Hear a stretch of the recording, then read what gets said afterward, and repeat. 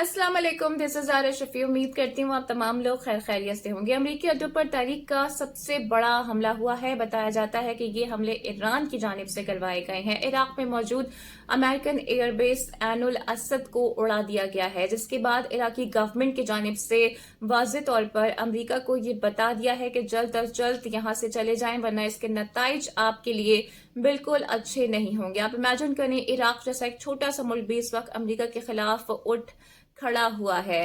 America अगर अब भी इराक में मौजूद रहता है तो उसकी फोर्सेस को अब ऑक्यूपाइंग फोर्सेस के तौर पर ही देखा जाएगा। किसी भी तरह का साजो सामान, वेपन्स या फिर जो दीगर इक्विपमेंट्स हैं उन पे लाने पर मुकम्मल तौर पर पाबंदी भी आयद कर दी गई है। और अमेरिका के लिए ये एक बहुत बड़ी शिकस्त है, नाकामी है, और उससे एक छोटे मुल्क के आगे इस वक्त हजीमत का सामना भी करना पड़ा है। तो यमन आपको पता है कि कमाल ही करता जा रहा है, और यमन की जानिब से अब कैटेगोरिकली ऐलान कर दिया गया है कि यमन पर जो अमरीका और बरतानिया ने हमले किए हैं उसका जवाब देने का वक्त आ चुका है। और इसी जुमरे में हम ये देख रहे हैं कि हुसीस की जानिब से रेड सी के ब्लॉकेज को मजीद भी वसी कर दिया गया है। 3 जगह से ये ब्लॉकेज लगाया गया है और इसका नाम रखा गया है अल अक्सा ट्रायंगल।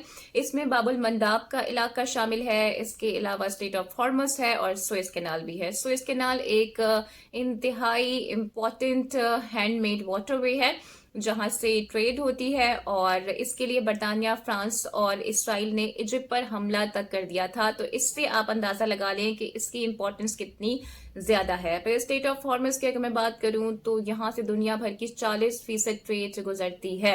अब इसके बंद हो जाने से होगा ये कि वैसे ही आप देख रहे हैं कि इसराइल और उसकी जो इत्तेहादी हैं उन्हें यहाँ पर मुश्किलात का सामना करना पड़ा है। उनके शिप्स तबाह हो रहे हैं, ट्रेड बहुत हद तक मुतासर हो चुकी है और क्राइसिस पैदा होना शुरू हो गए हैं।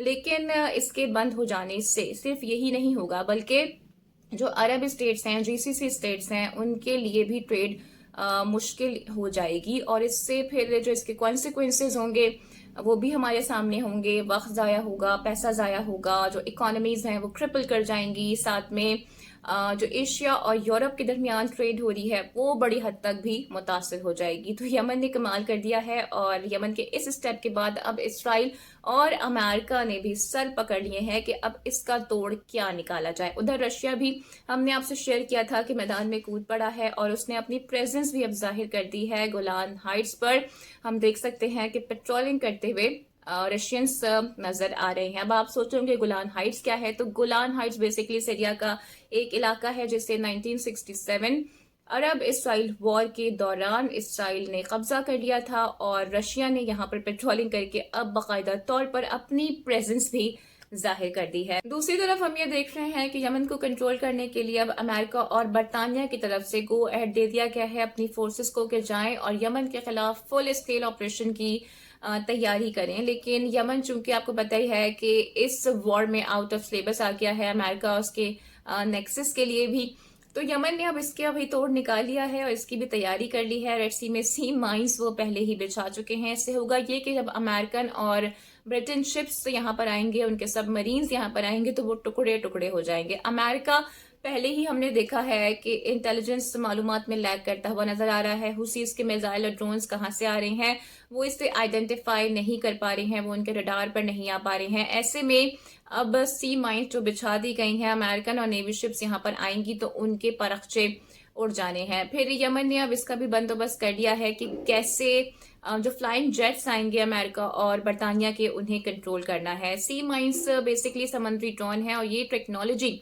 ईरान ने यमन को दी थी और यमन की जानिब से लोकली इन्हें डेवलप किया गया है। लेकिन ये इतने ज्यादा खतरनाक हैं कि ये डिस्ट्रॉयर्स को भी तबाह करने की सलाहियत रखते हैं। फिर इंटरेस्टिंगली हम ये भी देख रहे हैं कि सऊदी अरब और दीगर जो मिडिल ईस्टर्न कंट्रीज हैं उन्होंने भी अमेरिका को हरी झंडी दिखा दी है और साफ कह दिया है कि आपके मसले हैं यमन के साथ तो आप जाके खुद लड़ें, हम इसमें शामिल हरगिज नहीं होंगे। तो यहाँ पर भी अमेरिका इस वक्त आइसोलेशन का शिकार नजर आ रहा है, और ये उसके दावे की कलई भी खुल गई है कि आपको याद होगा कि अमेरिका ने ये कहा था बरतानिया के साथ मिलके कि जो यमन पर हमला किया गया है उसमें दीगर ममालिक ने भी सहूलतकारी की है, वो भी शामिल थे। लेकिन इस वक्त हम ये देख रहे हैं कि इनके साथ कोई भी मुल्क खड़ा होता हुआ नजर नहीं आ रहा है, जो कि इटसेल्फ एक बहुत बड़ी हजीमत है अमेरिका और उसके इत्तेहादियों के हवाले से।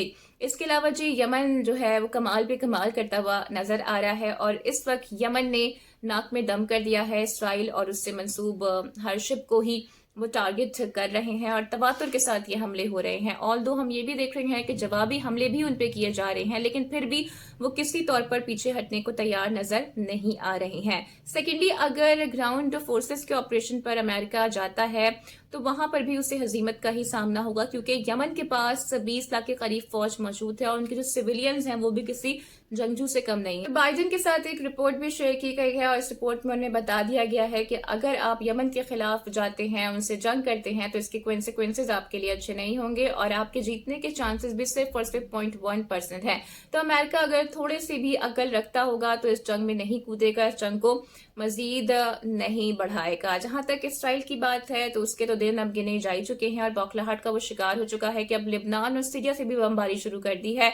हत्ता कि इजिप्ट जो उसका साथ देता आया है उसका भी दुश्मन बना हुआ है और उनके साथ भी बॉर्डर क्लैशेस शुरू हो चुके हैं, जो कि सिर्फ और सिर्फ इस बात को ही आया कर रहे हैं कि किस हद तक इसराइल के हाथों से सारा का सारा गेम निकल चुका है। फिर मुख्तलिफ कंट्रीज न सिर्फ अब इंटरनेशनल कोर्ट ऑफ जस्टिस का बल्कि इंटरनेशनल क्रिमिनल कोर्ट का भी रुजू कर रहे हैं और इसराइल के जो वॉर क्राइम्स हैं, जो जेनोसाइड क्राइम्स हैं, उनके खिलाफ कंप्लेंट्स भी लॉन्च करवाई जा रही हैं। लेटेस्ट डेवलपमेंट्स को देखते हुए लग तो यही रहा है कि इंशाल्लाह इसराइल बहुत जल्द अपने अंजाम को पहुंचने वाला है।